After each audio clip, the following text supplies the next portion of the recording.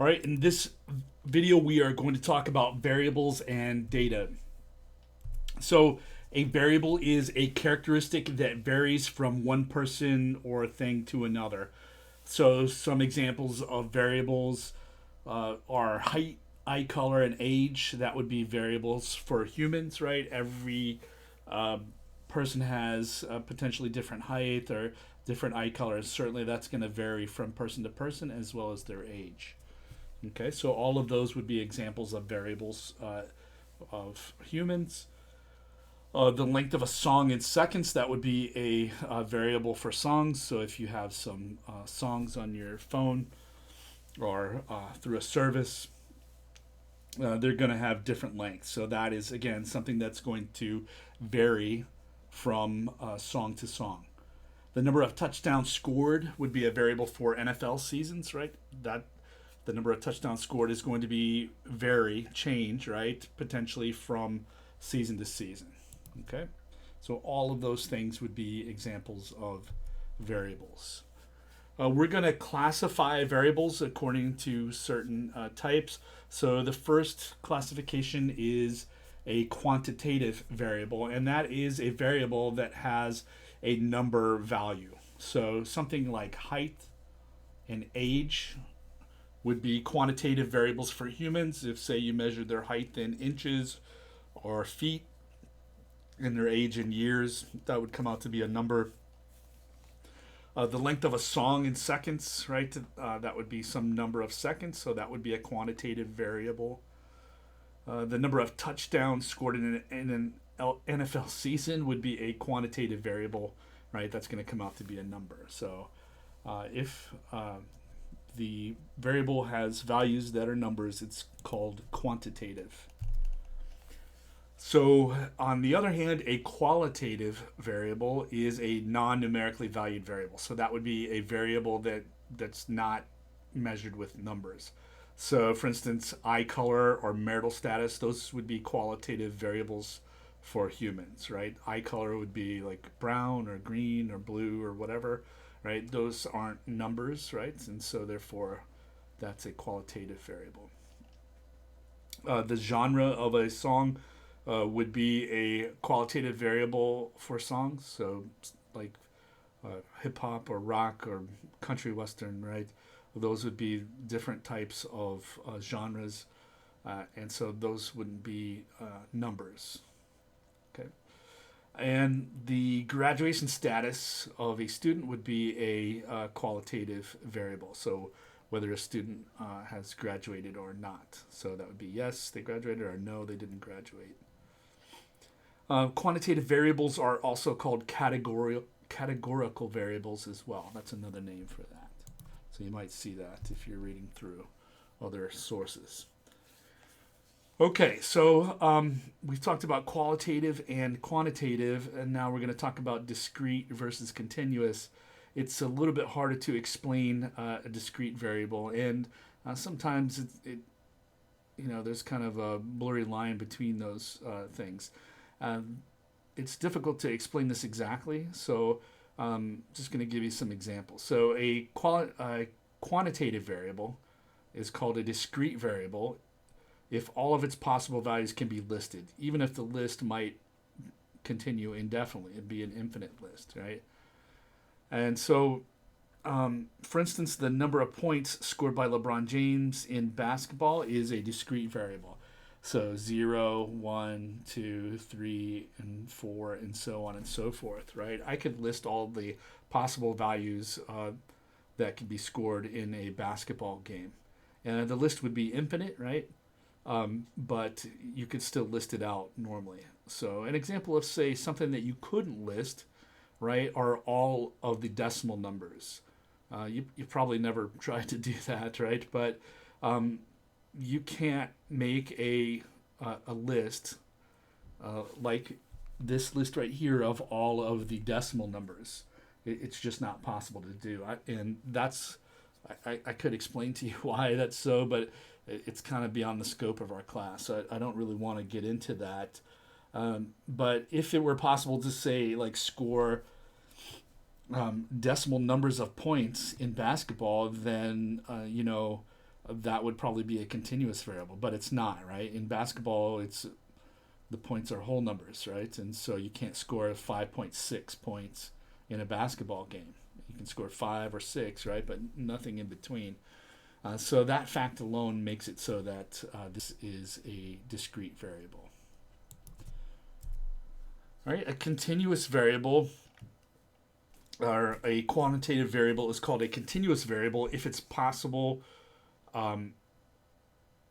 values. I'm missing some words here. So if it's possible values come from some interval of numbers. So there's a typo right here that I need to go and fix.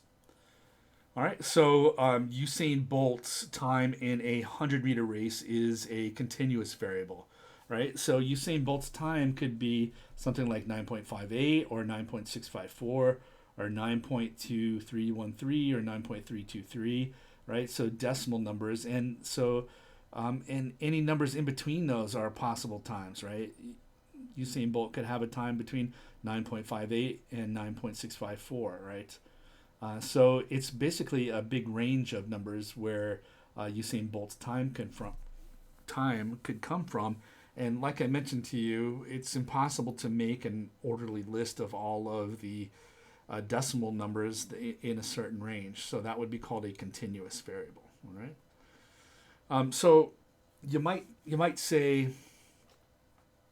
that kind of jump to the conclusion that if the values are decimal numbers, then it's continuous. But that's not exactly the truth. Although, for some simple examples, I guess I shouldn't say simple, but maybe these are the only values. There's only 5 decimal values that you can have, and if that's the case, well, then that would be discrete. So here's where we start getting into some complications. All right, but if the possible values of the variable are in some range, and that's about all you know about it, well then, and there's going to be too many to list out, then that would be an example of a continuous variable. Okay, so you can't automatically jump to the conclusion that just because the values are decimal numbers, then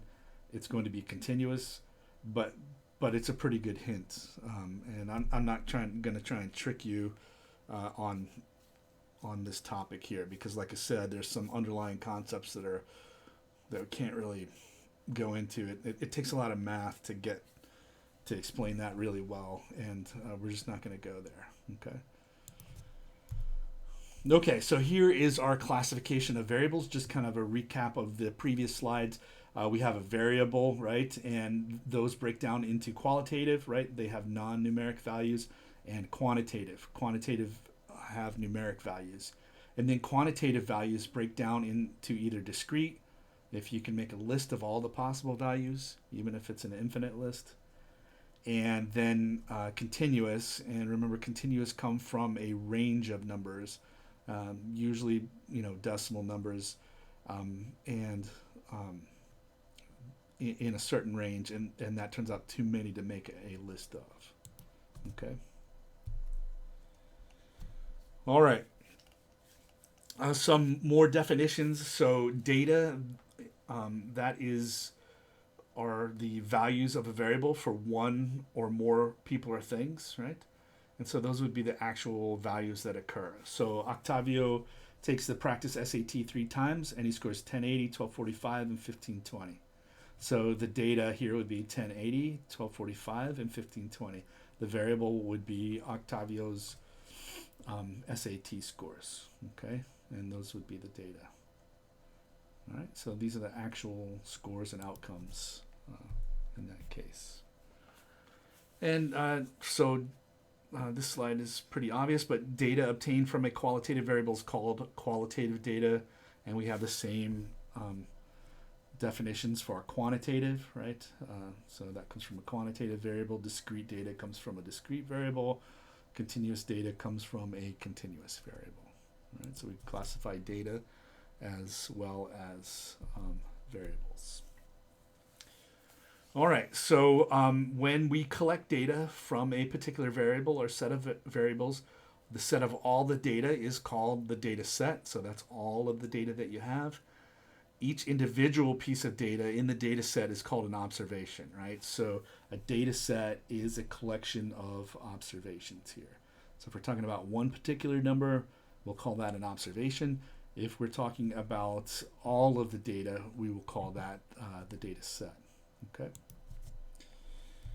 All right, so let's take a look at section 2.1, problem 2.6. So let me bring up the book here. And let's see. Actually, that's the next one. So, all right, so here's the problem. It says information provided by the World Meteorological Association revealed the following data on the highest recorded temperature for each continent. All right, so we have the ranks and we have the continents and the place in the continent where the temperature was recorded, and then the temperature itself. Okay. All right, it says what type of data is presented in the first column of the table.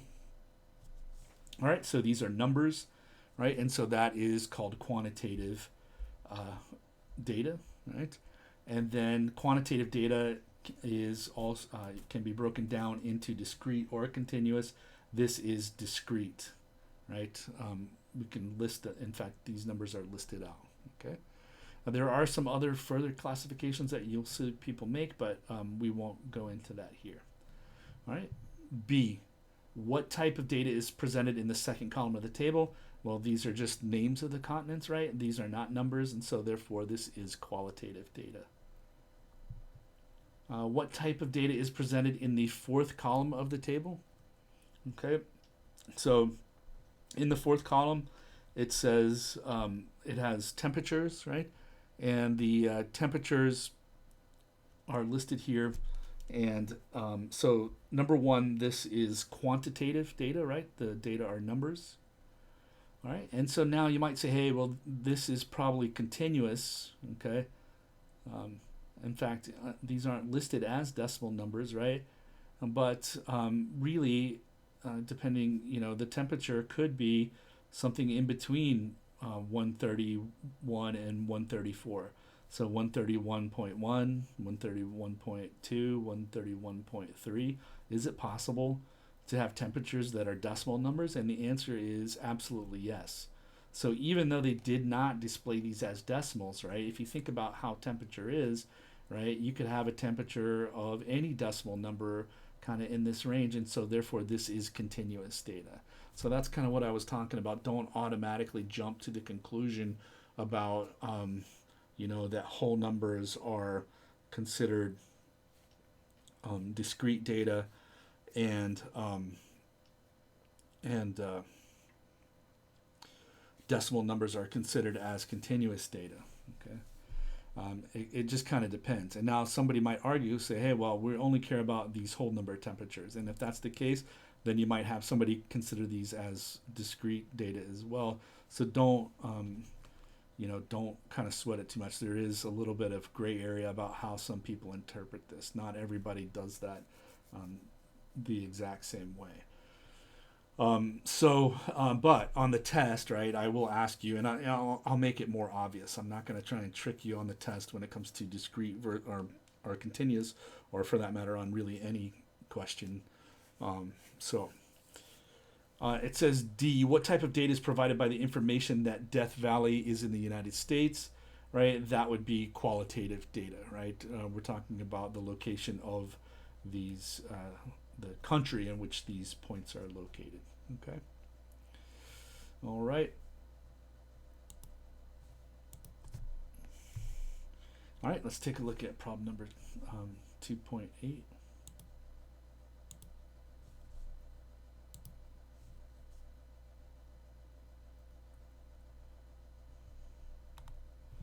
So that'll be over here. Okay, on 2.8 it says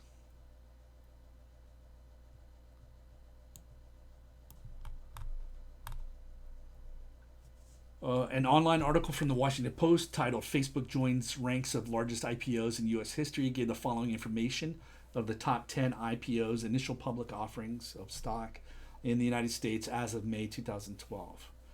All right, and so here's the list, the rank and the company, and the IPO in billions of dollars. Okay. All right, it says what type of data is presented in the first column of the table. There's no question there, right? And that is quantitative data, and it's discrete, right? If you're talking about ranks of things, um, you know, those are whole numbers, and we can list them out. In fact, they are listed out in order right here. All right. B, what type of data is presented in the second column of the table? In the second column, right, we have this qualitative data, rather, right? And that is, these are not numerical values, okay, in part B.